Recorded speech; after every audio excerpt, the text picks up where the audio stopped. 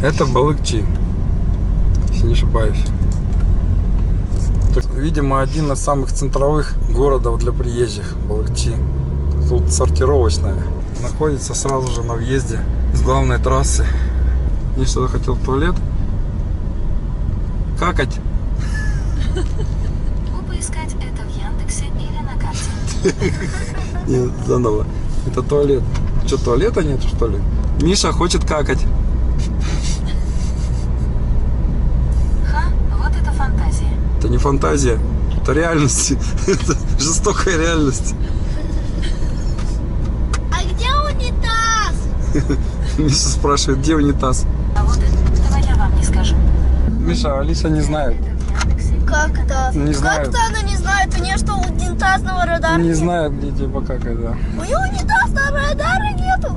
Какой-то там хан сидит с пантерами. Такой интересный переход у них, переезд. Такой вон он, виадук, грубо говоря.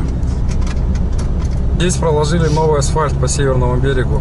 Ну, по крайней мере, до Чолпонаты. Едем сейчас. Дараканаларды Кыргызстанды бойлото сала албай койдук да. Бул бир эле Кыргызстанда эмес, Казакстанда да ушундай проблема бар азыр. Негизи сиз бул проблеманы кантип чечет элеңиз да, эгерде мүмкүнчүлүгүңүз болсо. Жолдору барбы сиз сунуш кылып турган? Мындай да, велосипед придумывать не надо дейт да.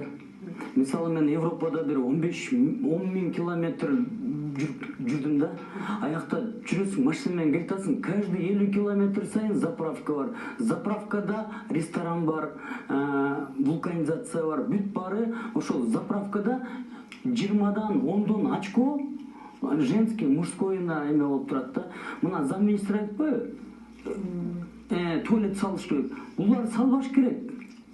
Булардан заправкаларга болуш керек. Мисалы, Кеминде бир заправка, Балыкчыда бир заправка, Баканбайда бир заправка, Жетөгүздө ушинтип кете бериш керек. Заправкаларда эле болот туалеттер чет мамлекетте. Эч кандай бир туалетти өзүнчө салбайт.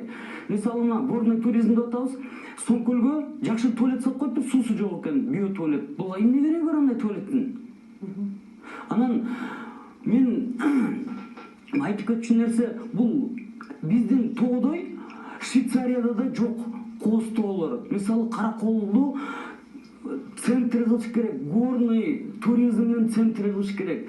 Горнолыжный база эмес, горнолыжный курортторду кылыш керек. Жетөгүзгө 4-5 лыжный база салса болот экен. Баарын жасаса болот. Ак сууга 4-5 салса болот экен. Караколго международный аэропорт салса болот экен. Мунун баарын чарбачыл киши керек да. Анан мындай мен мисалы, замминистр айтып атат, каждый туалетке трансформация алып жүрсө булар бүтүп калбайбы сурообу? Анан Рахмат сиздин пикириңизге. Ушуну жакшы ойлоп койсоңуз мына просто рахмат деп койбой. Сиздин пикириңиз түшүнүктүү болду, Сыймык мырза. Безопасность керек, безопасность. Бизде замминистрге айтып атпайсыңарбы? Мындай рейтинг болсо, суроо түз эфирде мүмкүнчүлүгүңүз барбы? Мендей эле суроо бериңиз. Мына рейтинг көтөрүлгөн менен туризм көтөрүш керек да, айтып атпаймынбы?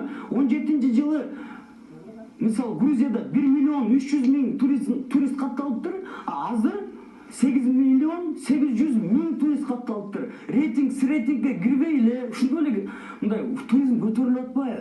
А булардын оюна койсоң, мен бул замминистрге вообще суроо да бергим келбейт. Суроо берсең, вообще каякта жооп берип атпайт, көрүп атабыз да. Булардын колунан келбейт просточу. Бул туризмди деген бүт адамдар, эл, өкмөт бүт баары кылыш керек, бүт баары. Мисалы, түптө бир Польшадан келген фотограф кызды ала качып кеттик. Велосипедин тоноп кетип атабыз. Соңкөлгө баратса аяктан тоноп кетебиз. Бирдемесин минтип кетебиз. Биз элде да болуп атат да күнөө. Анан бул мына суроо берейинчи. Бизде могу ак жол бекеттен, мына өткөрүү бекет барбы таможнядан. Ошол жерде тачкистер бар. Ошолор өтө беришет. Күнүнө мисалы 20-30 жол өтүп, ошонун баары туристтер жана декларациясын толтура беришет жанакычы. Ошонун баары турист деп санабай эле булар отурушпайбы, эч кандай. Мисалы, бизде деген эмне гана кылып койсо болот эле көлдү. Биз иностранецтерге көл менен кызыктырбашыбыз керек. Алар көлгө түшпөйт. Алар океандан, Мальдивыдан, Монакодан, эмеден келген кишилер. Аларга биз көлгө түшүрө албайбыз, көрүп атасыздар. Мына мен быйыл Ак сууга барып келдим. Ак суунун бүт жерлерин көрүп келдим. эмне гана кылса болот? А биякта бизде бүт эле статистика менен отурушпайбы? Тиге кирдик, буга кирдик депчи. Мисалы бизде мына горнолыжный спорт, туризм десек,